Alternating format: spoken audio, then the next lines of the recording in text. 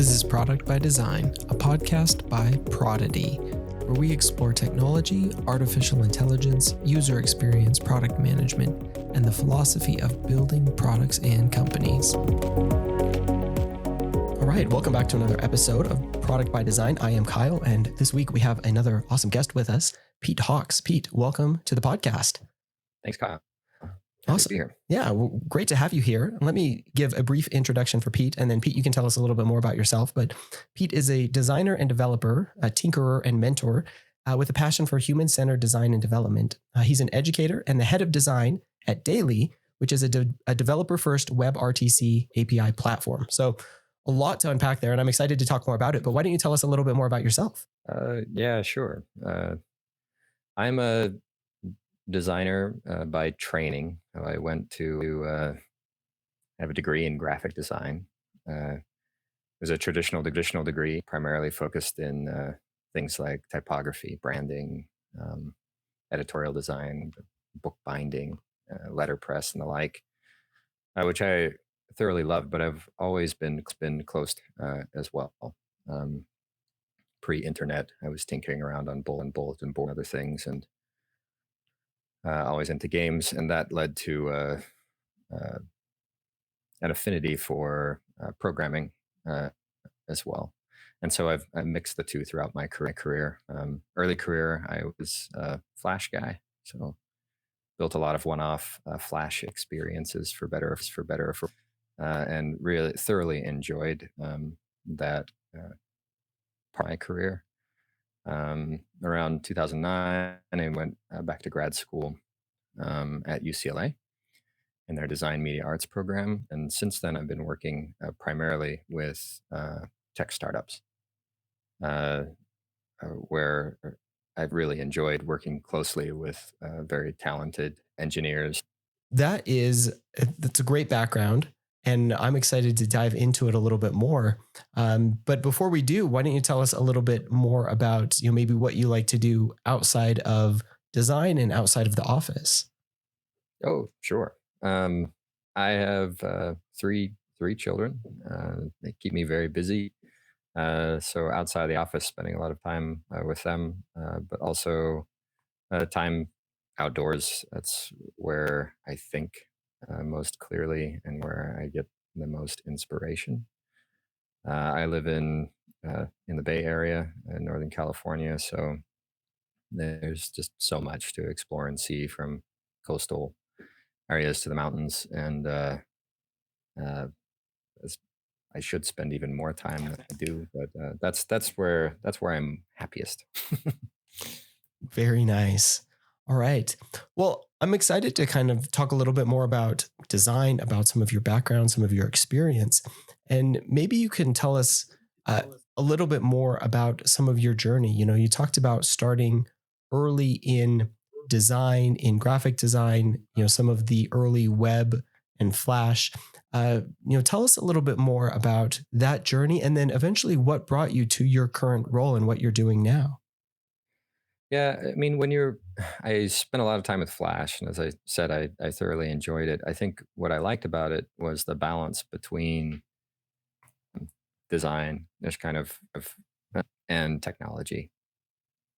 The Flash was a very, very tech application. I'm with it, but it also had nice affordances, like a time and other things that made motion design and interaction quite a bit more straightforward.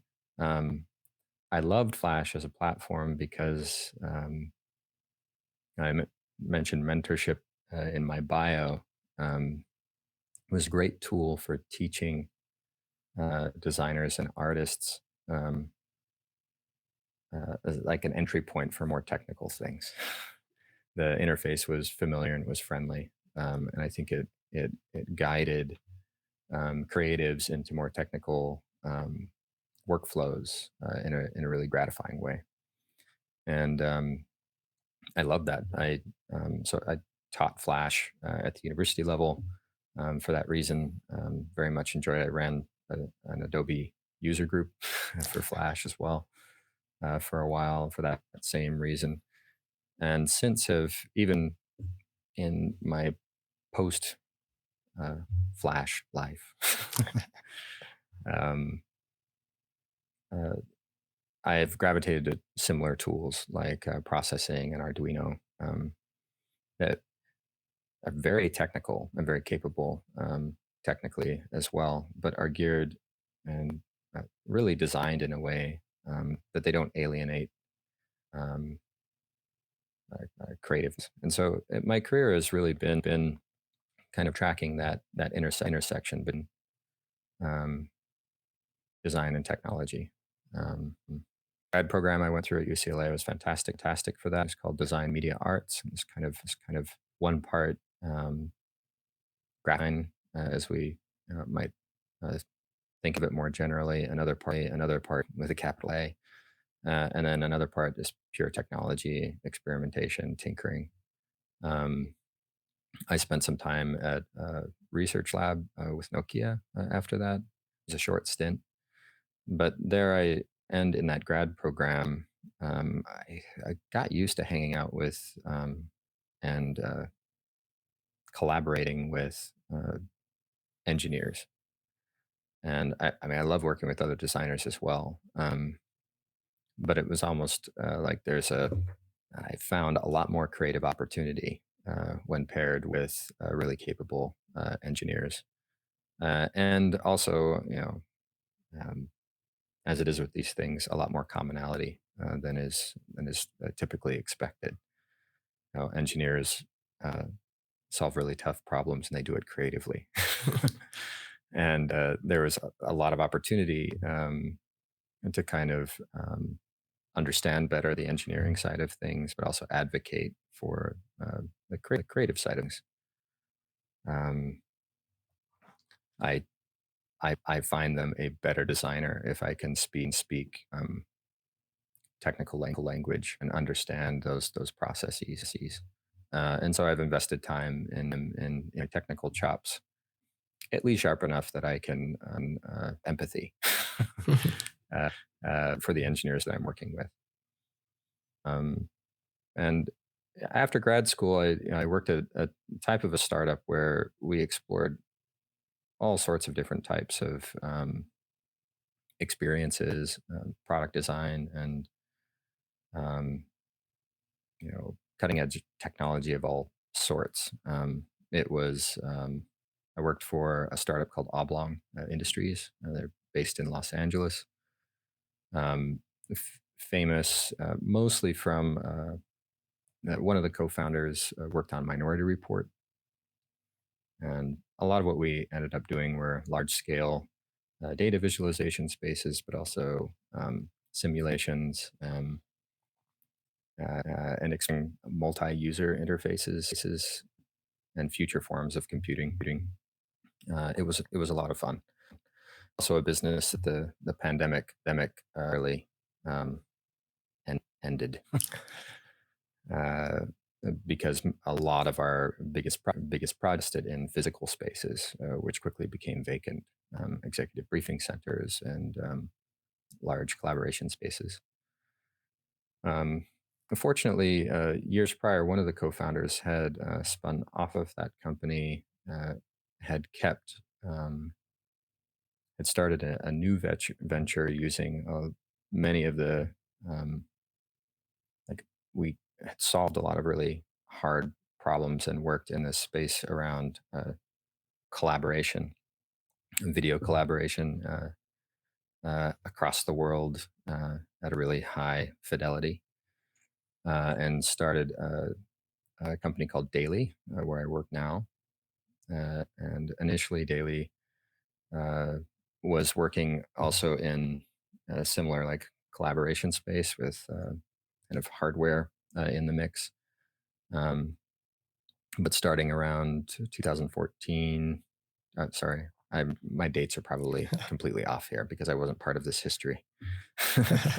But I think core to it is the founders realized that video is essentially going to be anywhere. And if anything that we do online on a device has some sort of video component.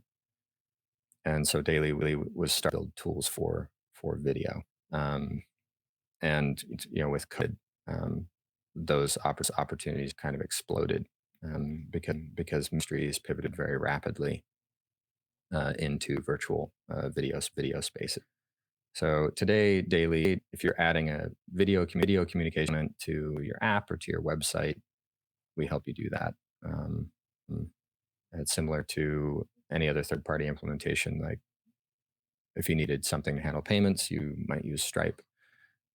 If you need video in your product, use Daily. And it's built on WebRTC, which is like a global standard.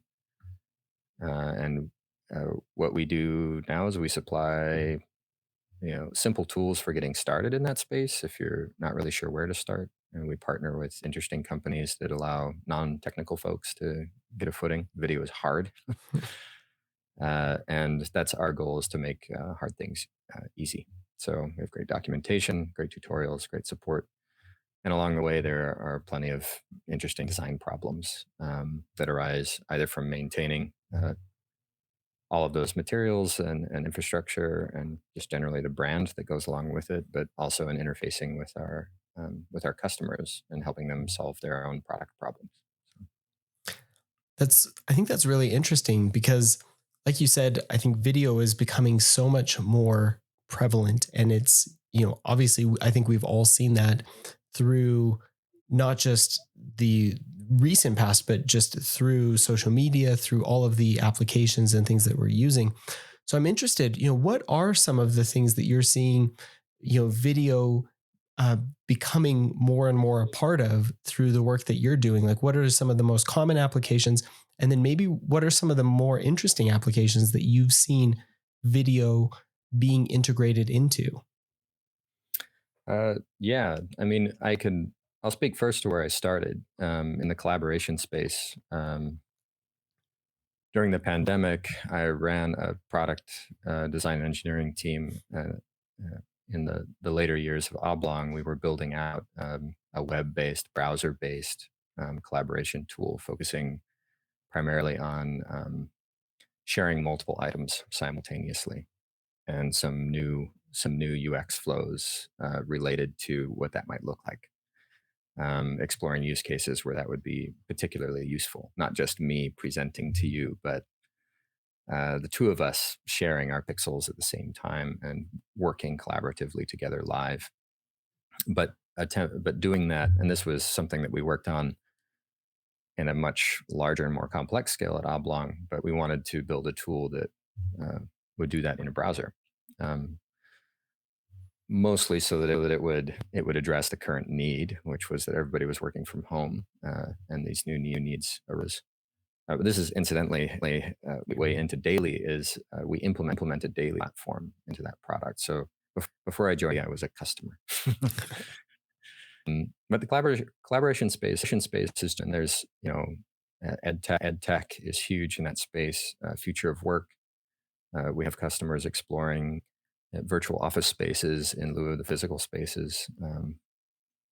We Telehealth is massive for us. We have some. There's a lot of traction here, as you might imagine, not just in like therapy sessions, but um, today when you say, "Oh, I'm gonna like I have a doctor's appointment and it's going to be by video," it's kind of a given. It's safe for a number of reasons. There's some great accessibility that comes along for the ride, but it was less common not too long ago. You say, "What now?" Right? Uh, Compliance is a big part of that. So that was actually one of the big pushes on our platform early on, was to be HIPAA compliant first, which eases the concerns of both customers and doctors for liability reasons. So telehealth, that's a massive space. Some of the growth areas are maybe more like entertainment driven. We have customers that are finding new ways. Media consumption has been completely upended in the last decade alone. So we have a customer where personalities can do sports watching. So imagine that you and I decide we want to be announcers for X NFL NBA game. and invite-ins, or basically as creators, your space is kind of where it is. So we're unique experience for watching a particular um, and it could, it could be funny, it could be serious, it could be analytical, it doesn't really matter. But the point is that creators make their own experience instead, and that trickles into the influencer space as well, and how influencers, so custom interfaces that allow influencers to engage with their audiences, whether it's in a broadcast format or in like bringing people up to stage, as guests, kind of. So virtual events tie into the same space. And there's a huge increase as well in live commerce, which is massive in Asia in particular, and gaining traction here. My teenage son, for example, he loves using an app where he buys used clothing, and it's different from eBay because there's more of a direct interaction with the seller. It's not live video, but we do have customers that do that as well. The idea is you have, look at these clothes, ask me questions live, or let me demonstrate this product, or I'm doing a cooking show. And while I'm doing a cooking show, there's a button appears on the screen to automatically buy all those ingredients through vendor Y or Z, or purchase this mixer. The engagement, whether it be financial or otherwise, there's a lot of really unique opportunity all through this new, far more common medium of video. The expectation is high.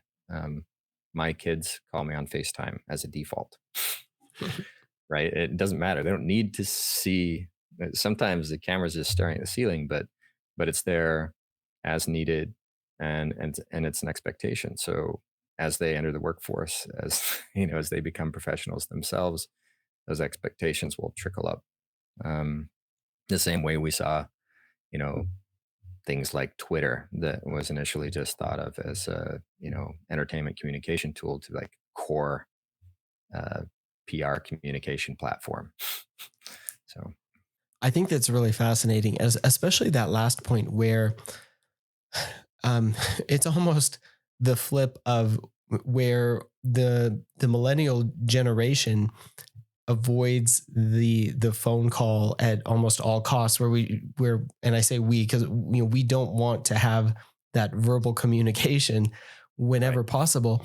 The we're seeing it become ubiquitous again in the younger generations, where it's like this idea of a video call or communication is just almost a default means of communication. And like you were saying with your teenage kid, doing a video call as a default, like that's where my younger kids too are having that kind of default communication, where like video calls are like the default way of communicating, and seeing this just becoming again such a common way of communicating, not just consuming information or media, but of communicating in general. Like it's not just talking or calling, but it's having like the video call and this live interaction with video that is just becoming more and more common, and being able to have that type of interaction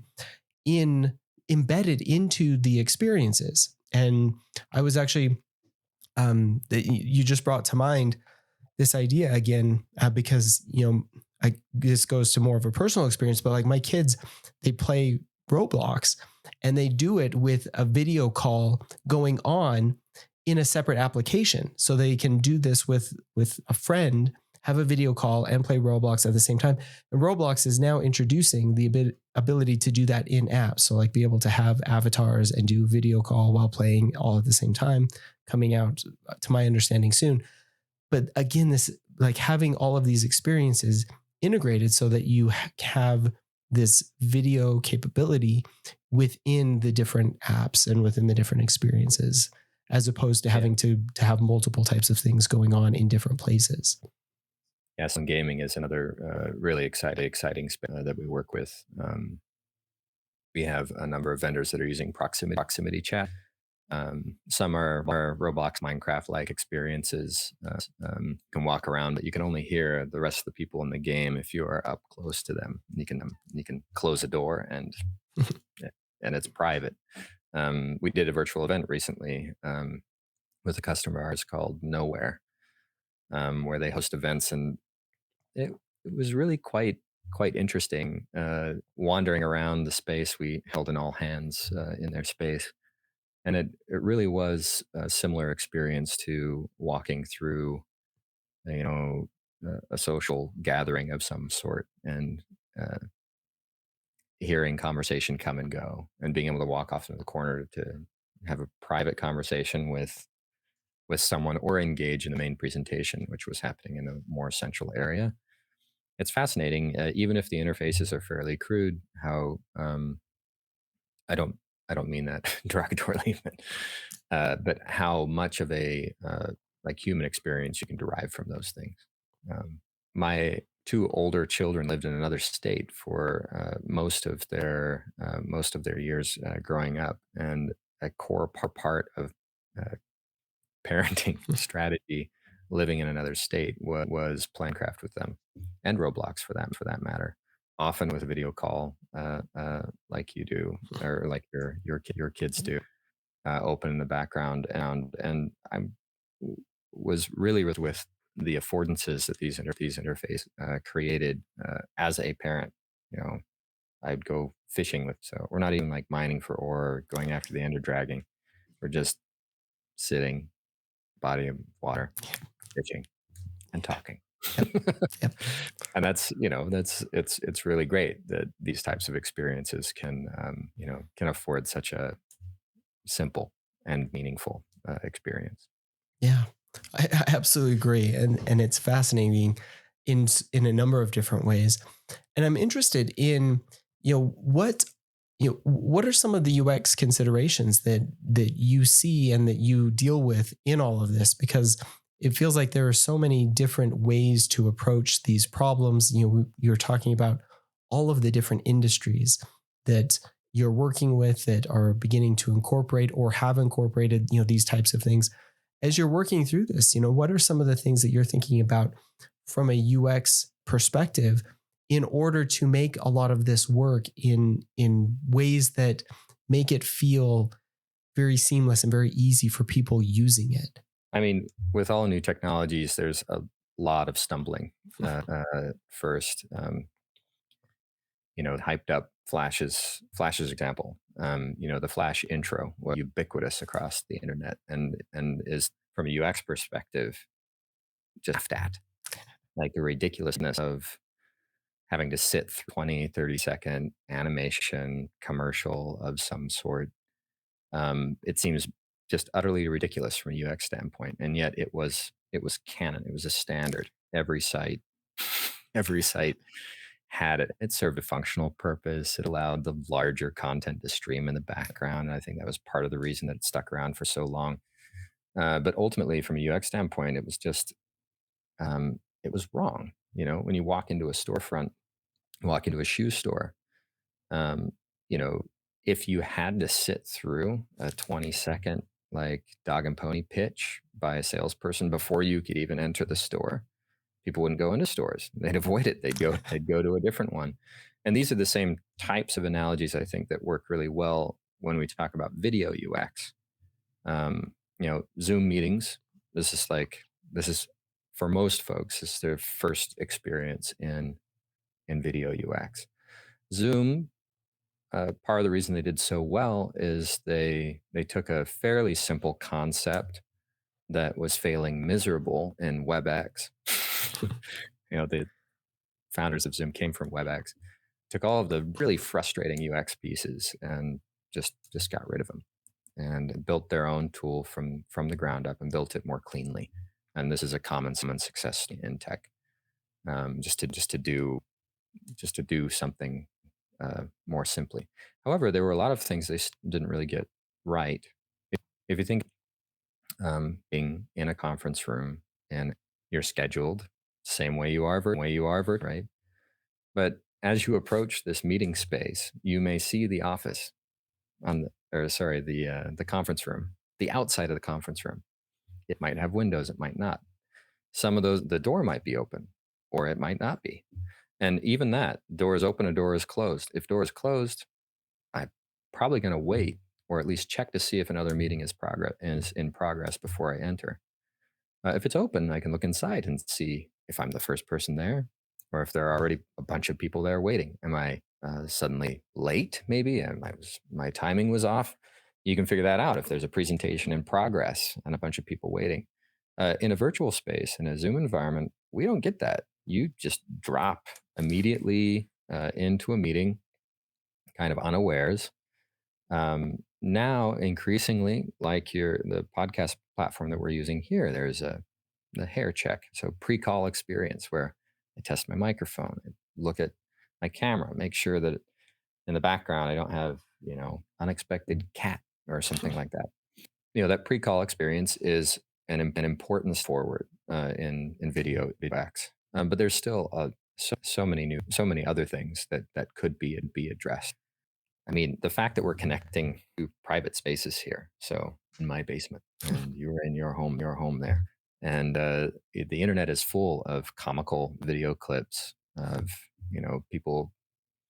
Uh, some are hilarious, some are embarrassing, some are just really really unfortunate. Um, it's because we're fumbling in this space, and there are ways that we can, but all very much addressable as well. And now we have ways to obscure our backgrounds. Hardware's getting better.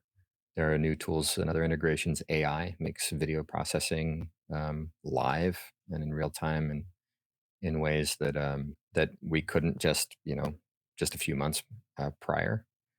There's also, I think, one interesting aspect to video is authenticity and accountability in some ways. In games like Roblox and Minecraft, you can get a lot of like really bad behavior.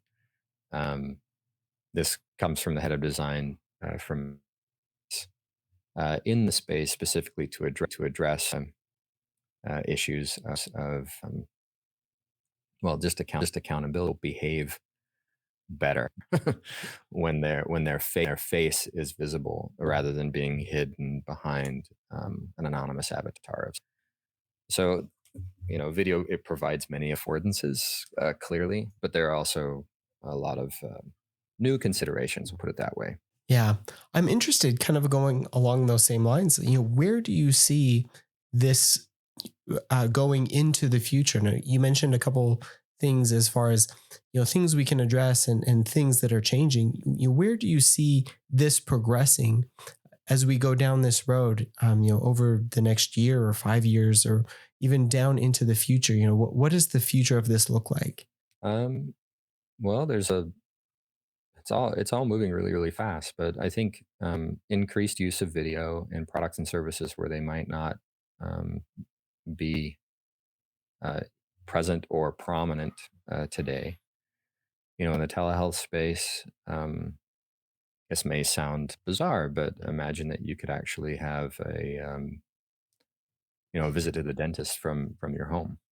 Um, Companies are already working on you know a simple device that you can purchase, plug into the bottom of your phone, and it will run a level of diagnostics, including everything from like photogrammetry, scanning inside of your mouth, but also talking live with the doctor. You can still have that back and forth interaction. You can talk about all of your fears, worries, and concerns, and everything else.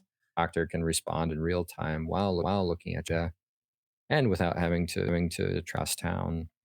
So, I mean, these are conveniences, but also think of um, the massive change that has on folks on are unable to travel to receive care.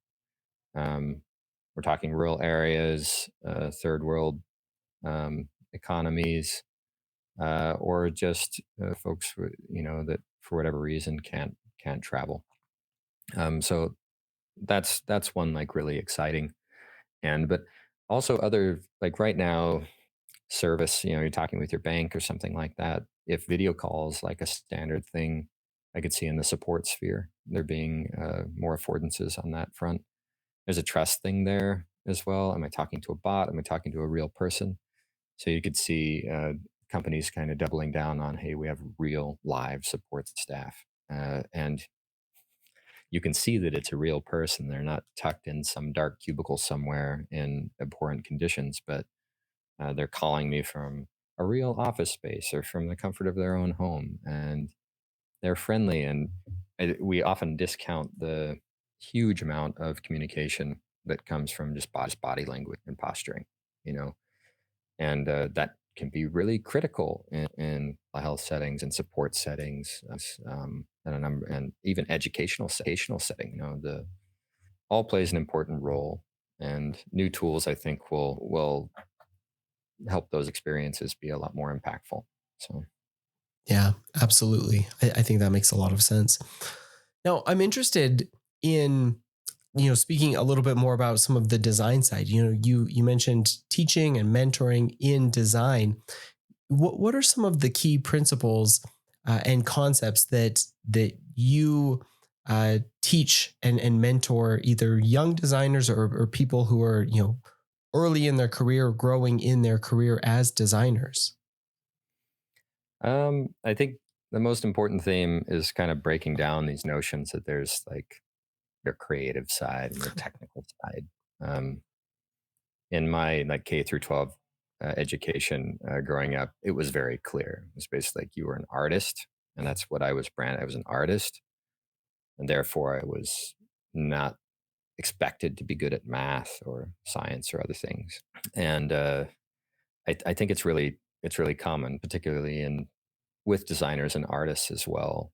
It's proving sure, and there are plenty of amazing like hybrid examples there. But I think it takes work as an educator. You have to there are built-in fears that take time to break down. You talk about code to a designer, and they may be terrified, but I've found that scripting languages and other things to be most gratifying creative tools that allow me to iterate through ideas and do things far more quickly and far more capably than if I were using traditional tools. And if you look at it, what is the traditional tool? Like we're talking now, it's Figma, but um, whether it was like Photoshop, Illustrator, Sketch, or any of these others, these are digital tools that have been created by someone else. And ultimately, the tools that we use have a very, very strong effect on the design outputs, on the interfaces, on the experiences themselves. Um, so the ability, if you get a taste of that technical side, the ability to craft your own tools becomes, I think, of significant importance. So most of my teaching background has been that. So helping creatively minded folks find ways to explore tool building on their own, and this ultimately is where I work in my career as well. So the last 12 odd years have been in spaces where we build tools for people to realize creative ambitions, their experiential ends and the like. And it works the other way as well. So independent of formal teaching at the level, as I've worked with engineers, I've also tried to put together opportunities for engineers to explore their creative sides. So drawing workshops, like, hey, let's talk about drawing, and they have the same types of fears, right? Oh, I can't draw. Like, I've only ever worked on a computer. But I mean, the act of making a mark on an object, like on a piece of paper on a surface, is so fundamentally human, right? And so incredibly important. And it ultimately is communication, whether you're writing a word or whether you're creating a pattern or a design or an interface. I think it's really, really important for, regardless of what field you've chosen to like connect with that side. And there are some great tools as well. I use some great patterns from. There's a group in the Netherlands that created this conditional design manifest, and there are these great tabletop exercises you can do with markers and pencils and paper that are procedurally oriented. So surely it's something engineer really resonates with because it functions the same way a computer program, but practically speaking, it plays at human speed, at human and collaboratively with others, and each person contributes their own little bits, and the human element of that ends up creating really, um, I think, uh, beautiful emergent creations. So I love those types of exercises that kind of blend the two and um, help an engineer see the creative side of those things, or a creative see the technical side as well. I think those are great. And I love what you mentioned about, one, not being limited by the tools, because I think so often, like, either the training or the tools that we get, even if we don't understand it, like, that can limit our thinking. And so breaking outside of that can just open up a whole new horizon of ways of thinking about problem solving. If we're not limited to solving a problem in Figma, for example, or solving a problem with the set of tools that we have, even solving it with code. If it's, we can solve this in any way that we can think of, whether that's drawing it out or solving it in a design tool or creating our own tool in order to solve a problem. Like, these are all options, and they don't have to be, we don't have to think in any one specific way. It's, we can be creative outside of where we've been formally trained or where we're experienced in, is, I think, so critical to many of us, because it's easy to get really comfortable in the area that we are very familiar with, as opposed to really kind of breaking out of that and being willing to either get technical or get creative, or, get outside of that area that we're very familiar with, like we were saying. Well, and this is important to careers these days as well. I mean, when I was taking the tests that they give you in high school that tell you what career you're supposed to pursue, for one, the answers I got were bizarre and didn't make any sense to me. It's like cartoonist and commercial artist, and I didn't know what those are. The reality is, my career, as it has been, did not exist when I was in high school. So, and that is the new normal. Is that, instead of going and working for IBM or Ford for 40 years and retiring, it's more and more common to reinvent. And I've talked to a lot of designers that have kind of come and gone from traditional design, and similarly to engineers that have kind of moved in and out of different types of roles. So it's really healthy, I think, to keep an open mind and to explore many different aspects of the creative process. So. Yeah, absolutely. What advice would you give to somebody who is getting into design right now, who's looking to get into it? Feed that well. Like, you've got to just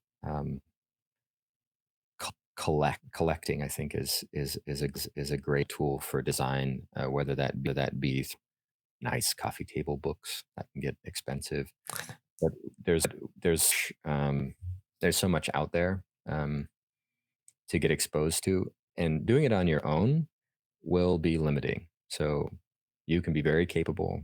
You can go to all the right resources. The best way to get the broadest exposure to modern trends in design, or the history that is just as important to understand, is to do it with friends. So communities are absolutely essential. There are great online communities, and I always counsel students when they're like, "Yeah, but I don't know which one to join, or where I'm currently at, I don't have access to the ones that I would like to be a part of." I say, start your own. So um, if you if you're not finding what you need, the community that you start may be, it may be needed or required. I I did that early on in undergrad. No one, either they didn't know Flash or they didn't like Flash. I started a Flash club in my undergrad program, and met some incredibly inspiring and creative people through that, many of whom went on to really incredible things, their own agencies, um, built incredible experiences and campaign to do it. There are great conferences. online meetups. All of this has kind of been upended by recent world events coming back online now. A favorite of mine is based in Minneapolis. It's called the IO Festival. Um, these guys post all of their content online, hundreds of hours of incredibly inspiring talks and other things out there to consume. I guess part of it is to not to be overwhelmed by the wealth of information that is out there, but it's also a really exciting opportunity. You don't have to be at RISD or Art Center to get exposure to these great ideas. Um, you can just access them with click of a button. So yeah, I think keeping that well full, keeping an open mind, exploring, and doing it with friends. Definitely do it with friends. So in whatever format is comfortable, it could be a small group of people, meet regularly, add a social aspect to it. Flash Club always had snacks. These are really important aspects to like keeping a happy kid. You gotta have a reason to come together. You're like, oh, it takes time and organization. It's like, yeah, but with any while, what you to it, whatever you invest into it, time or otherwise, will come back many fold. I firmly believe in that principle. So I think that's absolutely great. Well, Pete, this has been a really, really fun conversation with a lot of great insights. And I have a couple of wrap up questions that we like to do for everybody. And these don't necessarily have to be design or business related, but they certainly can be. Have you read or watched or listened to anything recently that you found interesting and would like to share? I think one of the best books I read recently was John Cleese's autobiography. So anyway, it's called. I love biographies or autobiographies, as is the case with this. I listen to. I'm a painfully slow reader, so I listen to these on Audible while I'm doing yard work or dishes or going on a walk, hiking, and it's a good way for me to move through a lot of material. But John Cleese reads his own book. Um, I have always fan of the actor and the content that he's created. So hearing about his own journey, his own securities, and everything else that kind of humanizes is an individual that you make on a pedestal. Strongly recommend that. Related, I also I just Oppenheimer. I found it absolutely beautiful as a standalone artwork. Loved it. It did not feel like 3.5 hours to me, and that's typically a good sign that I was properly immersed and engaged in the content. Um, Related, uh, I loved the book about Frank Oppenheimer. Another biography that I read probably about 12 years back. It's called Something Incredibly Wonderful Happens. Fascinating life. And Frank, after just a quick teaser for this particular book, he was a little bit more um, ousted from scientific circles because of his involvement with communism, and ended up teaching uh, physics in rural Colorado to like farm kids.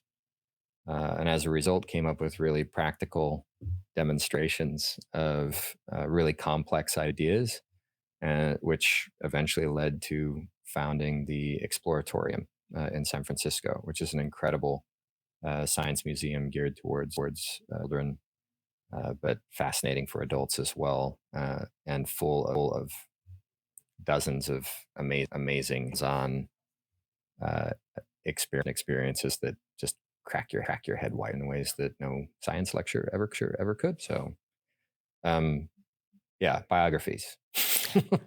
I'm a big Recommend. fan of biographies as well, and those are some good recommendations.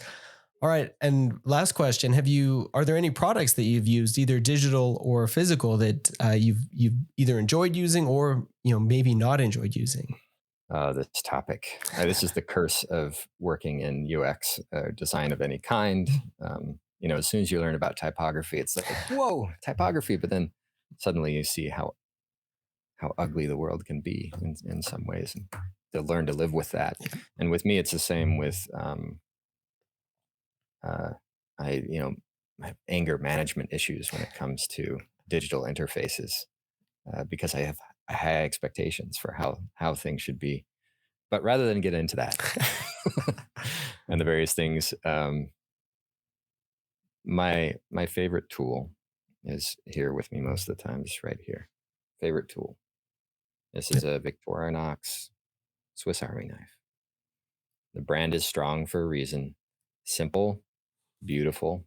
Design hasn't changed in decades. One of my most used tools. Wish the TSA would let me take it everywhere.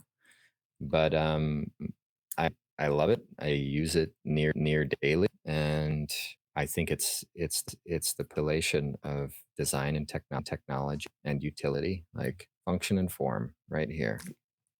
It's also a nice toy during meetings. Could not agree more. I have one on both sets of keychains that I have. And so does my wife. And yeah, we absolutely love them. They're just, like you said, simple, super functional. And it's a perfect little tool. Would that all of our tools could be that simple. Yes. But they are not. Yeah. No firmware update required. Yeah. It works. It has what you need. And exactly. Yeah. There is no substitution for a good tool. Yep. All right. Well, Pete, this has been a great conversation. Where can people go to find out more about you, about the things that you're working on, anything else? Well, daily.co is the website of the company that I work for. Incredibly talented engineers, fantastic stuff coming out of this company. I'm excited to see where it goes. I have a personal website that I don't maintain that frequently, but it's at petehawks.com. If you want a wild ride, there's an original website that I absolutely love that was created probably circa 1998, 1990, 1999, still online, and that's peterhawks.com. I go by Pete because peterhawks.com was taken. If you browse there, just click cancel on the first prompt that you see for the original beautiful experience that is peterhawks.com. Okay. We'll put the links to those in the show notes so you can check those out. All right. Awesome. Well, Pete, thanks again. This has been, like I said, a great conversation. Appreciate all of the insight that you have shared. Oh, thank you, Kyle. I've enjoyed it. All right. And thank you everyone for listening. Thanks again for listening. If you like the show, be sure to follow or subscribe on your favorite podcast app. You can follow the show on TikTok at prodigy.co and on Twitter at prodigyco. You can also follow me on both of those platforms at Kyle Larry Evans. If you want more product conversation, check out my newsletter Prodigy at prodigy.co. You can also follow me on Medium at Kyle Larry Evans, or check out my Medium publication, Prodigy. Of course, you can check out all these links in the show notes.